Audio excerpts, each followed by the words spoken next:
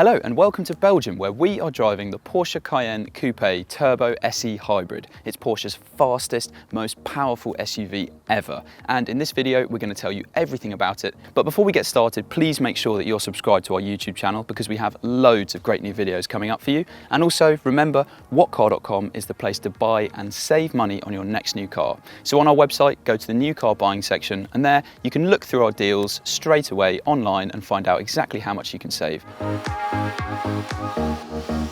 Now let's deal with the coupe bit first. Now coupe styled SUVs have become very popular recently. One example is the Audi Q8, and Audi has followed that up with the Q3 Sportback. Before that we've had the Mercedes GLE Coupe and the BMW X6. So Porsche has taken the Cayenne and taken 20mm off its roofline at the back here to give us the Cayenne Coupe. So what is the impact on interior space? Let's have a look.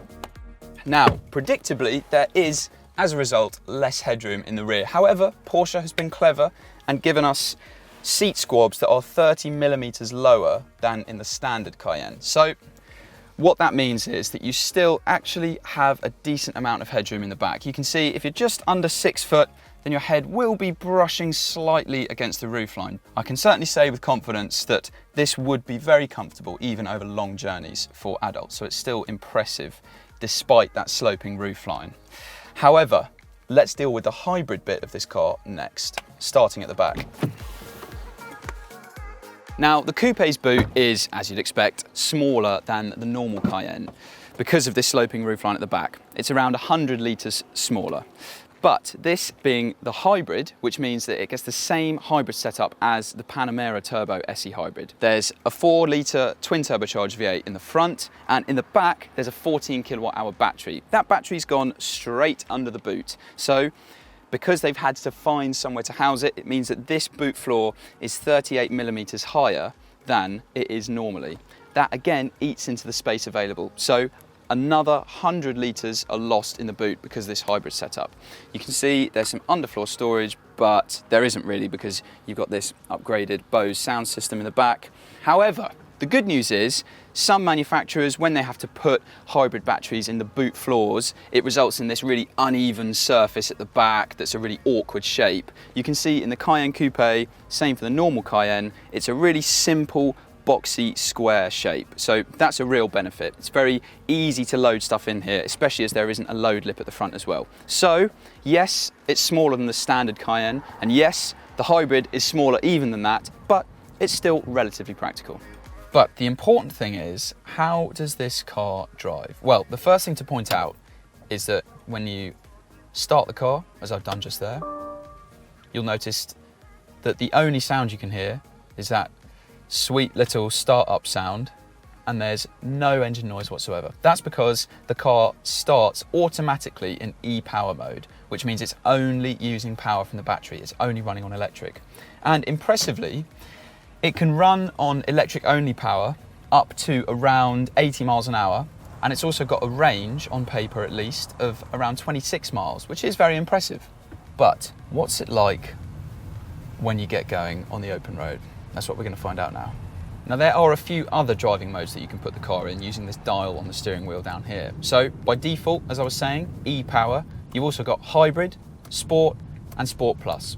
And those settings basically alter how the engine and the battery are used in conjunction with one another, as well as putting extra weight in the steering and sharpening the accelerator response. Now, at the press conference yesterday, Porsche was talking about this car being the 918 for the family. And what they're talking about there is the 918 Spider, which was a hybrid hypercar from 2013. So that's a pretty big claim. However, the numbers would suggest that perhaps it's not quite so ridiculous. That's because this car can do 0 to 62 miles per hour in 3.8 seconds, which is a tenth of a second quicker than the non-hybrid turbo, even though it's 260 kilograms heavier. Even just the battery pack that's in the boot floor, that weighs 130 kilograms. So in total, this car tips the scale at 2,535 kilograms, which is basically a whale, isn't it? But that 0 to 62 time is incredibly impressive, and it's only possible because of the enormous power figures that this car gets. So you get 671 brake horsepower, 664 pounds-foot of torque, which is just incredible numbers. That's the total system output of this car, which is the 4-litre V8 and the electric motor, the total system output. However, now we're just going through a quiet little town here. We're in e-power mode. Everything's very quiet and it's all very relaxed. And then of course, when you leave town and you're approaching the Autobahn and you feel like giving it a bit of the beans, then it is absolutely phenomenal performance on offer. It really is just ridiculous how ballistic this car is and the performance that it offers. So no doubt, Autobahn mile after Autobahn mile, you will absolutely chew through everything. And honestly, the straight line performance is really, really impressive. And then when you are at those higher speeds, the ride does become slightly better. It feels quite flat, quite fluid, and certainly more comfortable than it does around town at those lower speeds. But overall, very, very impressive. And then meet a corner at speed, and it isn't hard to notice that the hybrid doesn't have the same dynamic finesse of the regular Cayennes, feeling a bit more sloppy through twists and turns. The brake pedal also has a really inconsistent feel to it, which is irritating and makes stopping smoothly pretty tricky.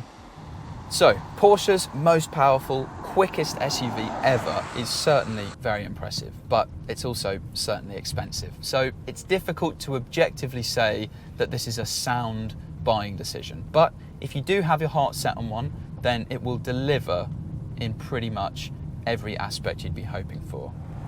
With this hybrid costing around £125,000, we'd stick with the non-hybrid turbo version, which is still rapid and will save you £20,000.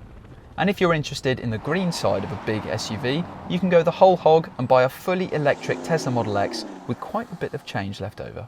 For much more on the Porsche Cayenne and every other new car on sale, go to whatcar.com, where you can find our extended written reviews. And please make sure you're subscribed to our YouTube channel, because we've got loads of great new videos like this coming up. Plus, if you want to buy a new car, don't forget whatcar.com is the place to find your next new car and save some money on it as well. So just go on our website. It's so simple. On whatcar.com, head to the new car buying section, and when you're there, you can search for the car you want and find out how much you can save straight away. You can do it online without the need for any haggling.